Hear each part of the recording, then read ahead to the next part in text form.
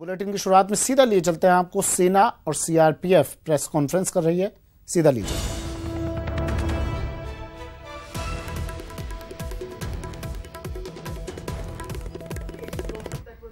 How did that explosive come into India? Where was it fabricated? That's investigation part. And radicalization of local boys, is that a major issue for the army or for the security forces? And how are you dealing with that? The question about the type of explosive which was used in the investigation, the incident, we have the leads, we have the details, but I would not like to share it here today because the investigation is still going on.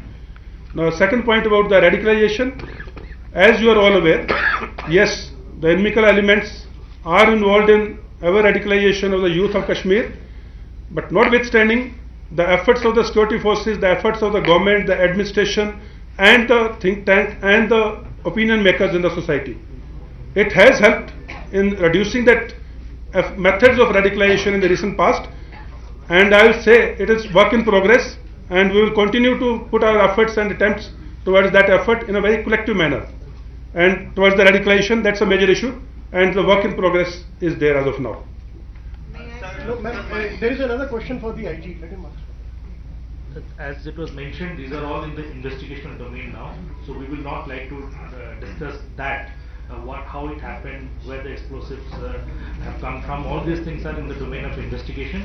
So as soon as the investigation is over, we will bring it to the public domain. Of course, we have credible leads on which we are working. Wait, ma'am. The men have outnumbered women Yes. in this press conference. Ma'am, please, just 1 second, please, ma'am, please ask. Thank you.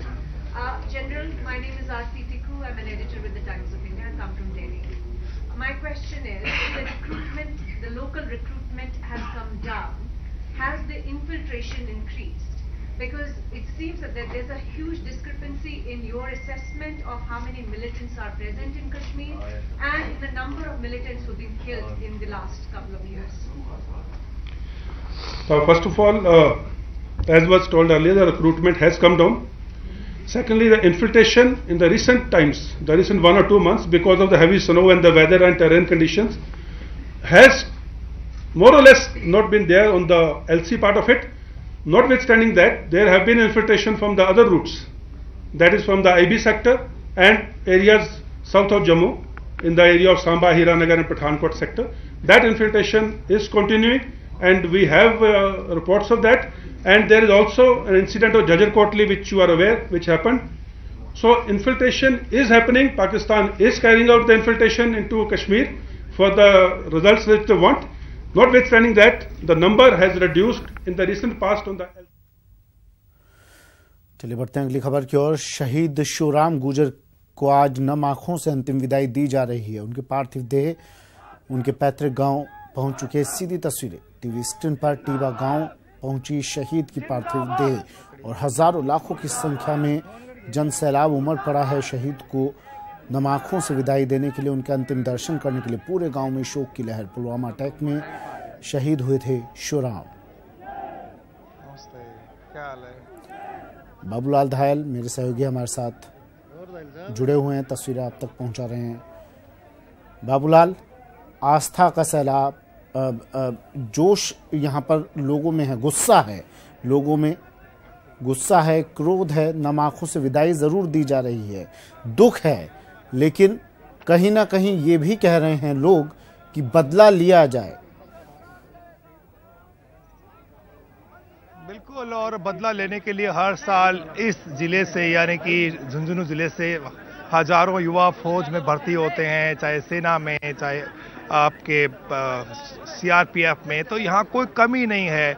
यहाँ की जो माएँ हैं वो वीरों को जानती हैं, और ये कोई सिलसिला कोई 2-4 दशक का नहीं है, बल्कि जब विश्व युद्ध हुए थे तब भी यहाँ के जवानों ने शहादत दी थी। उसके बाद चाहे भारत पाक का युद्ध हो, चाहे भारत चीन का युद्ध हो, करगिल में भी सबसे ज़्यादा जो शहीद हैं वो इसी ज़िले के हुए थे। और अब ये जो घटनाएं हो रही हैं, तो कोई महीना ऐसा नहीं होता जब झुंझुनू ज़िले में किसी शहीद की पार्थिव देह नहीं आती हो। तो यहाँ, और जो शहीद शिवराम गुर्जर है, उनकी तो कहने ही क्या, उन्होंने जिस अंदाज में वीरता का प्रदर्शन किया और देश के लिए लड़ते हुए आतंकवादियों से जूझते हुए अपने आप को कुर्बान कर दिया, न्यौछावर कर दिया। और आप उनके घर की स्थिति देखेंगे तो बहुत ही आप सोचने को मजबूर हो जाएंगे कि एक तरफ आज उनकी अंतिम विदाई है और दूसरी तरफ उनकी जो वीरांगना है वो गर्भवती है, यानी घर में किलकारी भी गूंजेगी तो इधर भारत माता की जयकारों के साथ में उनका पार्थिव शरीर अंतिम मुकाम तक पहुंचा है।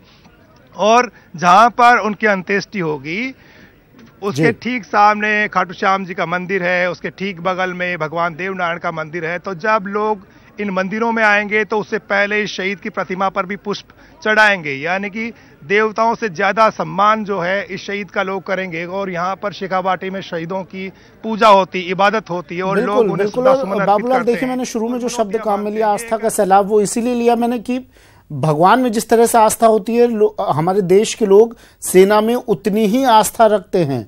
भगवान की तरह माना जाता है सेना को, क्योंकि देश की रक्षा के लिए सीमाओं पर डटे रहते हैं ये जवान। और शायद यही कारण है कि इतने लोग यहाँ पर पहुंचे हैं। जो लोग श्योराम को जानते भी नहीं होंगे, कभी मिले भी नहीं होंगे, वो लोग आज अंतिम विदाई देने के लिए, उनके अंतिम दर्शनों के लिए यहाँ पर पहुंचे हैं। ना सिर्फ श्योराम के घर से, ना सिर्फ उनके गांव से, आसपास के गांव से सैलाब यहाँ पर उमड़ा है।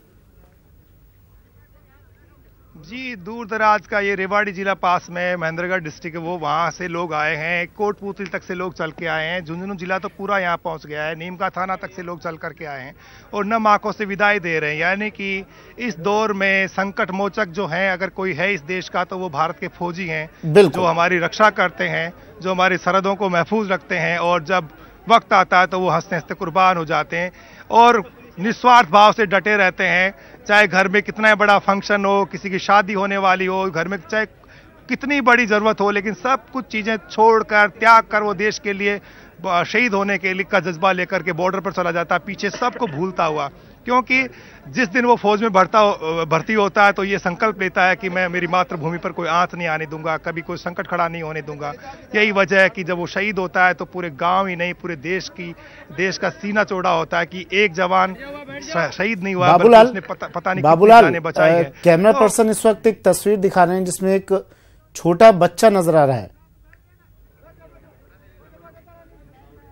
जी बिल्कुल, ये 3 साल का बच्चा है शहीद श्योराम गुर्जर का, और ये सोच भी नहीं पाएगा कि उनके पिता अब चले गए हैं। जब ये बड़ा होगा तो रह करके छोटी, यानी कि यादें इसको कभी कभी झकझोरेंगी, और जब याद आएगा कि मेरे पिता शहीद हुए थे, तब इतने लोग आए थे, तो ये आंखें नम कर देने वाला दृश्य है जो हर किसी को सोचने पर मजबूर कर देता है। शहरों में आप देख रहे होंगे जो युवा आते हैं, नारे लगाते हैं और शहीदों को सैल्यूट करते हैं, लेकिन अगर यहाँ पर आप आएंगे तो जरूर सोचेंगे कि असल में भारत के गांव जो हैं, वहां से जो वीर जवान निकल करके जाते हैं, उनका जज्बा कहीं उनसे ज्यादा होता है। नारे लगाना बहुत आसान है, लेकिन जो गांव से जो बच्चे, नौजवान जब पैदा होते हैं, फौज में जब भर्ती होते हैं, तो फिर वो ये परवाह नहीं करते कि मेरे परिवार का क्या होगा। 3 साल का बच्चा आज जब मुखाग्नि देगा अपने पिता को, तो उस पर क्या गुजरेगी। और सोचिए कि जब वो बड़ा होगा तो एक मलाल तो रहेगा, लेकिन साथ ही फक्र भी होगा, गर्व भी होगा, क्योंकि वो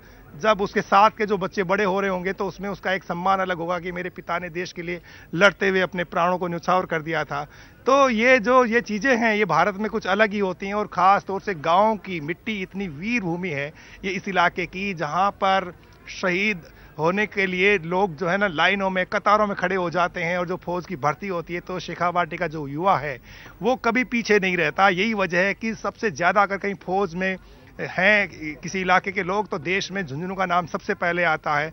सबसे ज्यादा शहीद जो है ना इस इलाके के लोग हुए हैं, इसलिए यहाँ वीरता का प्रदर्शन बढ़ चढ़कर करने की होड़ मची रहती है और लोग मरने से नहीं डरते। खास तौर से सीमा पर जाकर के देश की रक्षा करने का जुनून तो यहाँ सर चढ़ करके बोलता है लोगों के। मेरे साथ इम्तियाज जुड़ रहे हैं। इम्तियाज, क्या लगता है, झुंझुनू के लोग बने ही देश की सेवा के लिए, इसलिए ये जज्बा देखने को मिलता होगा?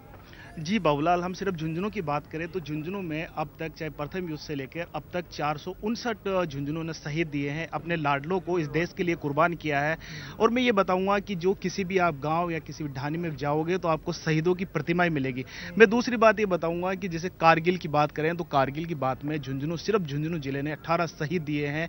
जो किसी भी युद्ध की बात करें तो कहीं न कहीं झुंझुनू के लाडलों का नाम आया है। और ये वीर भूमि है। कहते हैं कि यहाँ की माएँ जब बच्चों को अपने लोरी में सुनाती है तो वीरों की कहानियां सुनाती है। इस झुंझुनू जिले की मिट्टी को ही वीरों की मिट्टी कहा जाता है। इस प्रकार की यहाँ लोगों में जज्बा, और जो नौजवान है वो नौजवानों में भी ऐसी स्थिति है कि वो देश की सेवा के लिए, सेना में जाने के लिए हर रोज वो तैयारियां करते हैं। आप किसी भी सड़क से गुजरोगे, किसी भी गाँव के मैदान में गुजरोगे तो आपको यहाँ की युवा सेना की तैयारी करते हुए मिलेंगे, यहाँ पर दौड़ लगाते हुए तो सुमित, यहाँ की मिट्टी में राष्ट्रभक्ति की खुशबू आती है, सौंधी खुशबू आती है। और आज जिस जगह पर अंतिम संस्कार हो रहा है, इस जगह पर कभी शिवराम गुर्जर खेला करते थे। बहुत सारी यादें हैं, क्योंकि ये खेत है, कभी उन्होंने फौज की तैयारी करते करते खेत में भी काम किया होगा। तो बहुत सारी यादें हैं जो गाँव के लोग सोचेंगे, देखेंगे। और बड़ी होड़ है यहाँ के युवाओं में फौज में भर्ती होने के लिए। और आज संकल्प ले रहे हैं यहाँ के युवा की, उनकी जो शहादत है वो इस जोश, इस जज्बे, देशभक्ति को हम लोग समझ भी नहीं सकते। बाबूलाल, हम स्टूडियो में खड़े होकर मैं ये कह दूंगा, आप वहां से कह देंगे कि हम इनका दुख महसूस कर रहे हैं, महसूस कर सकते हैं, लेकिन नहीं, हम उस चीज का कतरा भी महसूस नहीं कर सकते जो दुख आज इनके साथ गुजर रहा है। देखिए बाबूलाल, 3 साल का बच्चा जिसे अभी कुछ नहीं पता, जिसे हर पड़ाव पर अपने पिता के साथ की जरूरत अब होगी, जिसे हर स्टेज पर अपने पिता की उंगली पकड़कर अब चलना था, वो आज अपने पिता को मुखाग्नि देगा। हम लोग समझ भी नहीं सकते हैं इस दर्द को, हम लोग सोच भी नहीं सकते हैं इस दर्द को। और फिर भी देखिए, इनकी माएँ कहती हैं कि हम और हमारी औलादें होंगी तो हम उन्हें भी बॉर्डर पर भेज देंगे। बिल्कुल, क्योंकि राष्ट्र सेवा जो है, इस इलाके के लोग तो पेट में ही, जब लोरी सुनती है माँ तो पेट में सीख करके आते हैं। जैसे अभिमन्यु ने सीखा था उस वक्त चक्रव्यूह को तोड़ना, भेदना, तो ठीक इसी तरह की माटी है शेखावाटी की। और यहाँ पर जो नौजवान होते हैं तो उनमें सबसे पहली प्राथमिकता उनकी फौज में जाने की होती है, क्योंकि उनके पिता फौज में भर्ती हो रहते हैं। कई बहुत सारे ऐसे गांव हैं जहाँ पर 3-3, 4-4 पीढ़ियों से लोग फौज में हैं। तो पीढ़ी दर पीढ़ी ये सिलसिला चलता रहता है, क्योंकि राष्ट्र सेवा जुनून है। यहाँ पर सिर्फ रोजगार का जरिया नहीं है। अगर रोजगार का जरिया होता है तो कोई भी फौजी 2 पैसे कमा के अपने बच्चों को बिजनेस करा देता है। लेकिन फौजी का बेटा जो है वो चाहता है कि मेरा पिता इस रैंक पे था तो मैं क्यों नहीं और बड़ा अफसर बन करके और मेरे क्षेत्र का, मेरे इलाके का नाम बड़ा करूं। तो एक जुनून है, जो जज्बा है वो यहाँ पर लोगों को आगे बढ़ने के लिए मजबूर करता है, देश की सीमाओं की तरफ जाने के लिए प्रेरित करता है। तब कहीं जाकर आपका देश महफूज रहता है। आपकी जो सीमाएं हैं, आपकी सरहदें हैं, उनकी तरफ दुश्मन आंख उठा करके नहीं देख सकता। और जब वो देखता है तो फिर उसका अंजाम उसके खात्मे के रूप में सामने आता है। लेकिन इस दौरान जो घटनाएं होती हैं उसमें हमारे जवान भी शहीद हो जाते हैं। और उसी की परिणति में ये जो आप चीज़ें देख रहे हैं वो सामने होती हुई दिखती हैं। लेकिन ये जो लोगों का समर्थन है, ये उस परिवार को एक हिम्मत और हौसला देता है, क्योंकि आज जिस जवान ने अपनी जिंदगी खो दी है और वो हमेशा हमेशा के लिए हमारे बीच से चला गया है, तो इन तमाम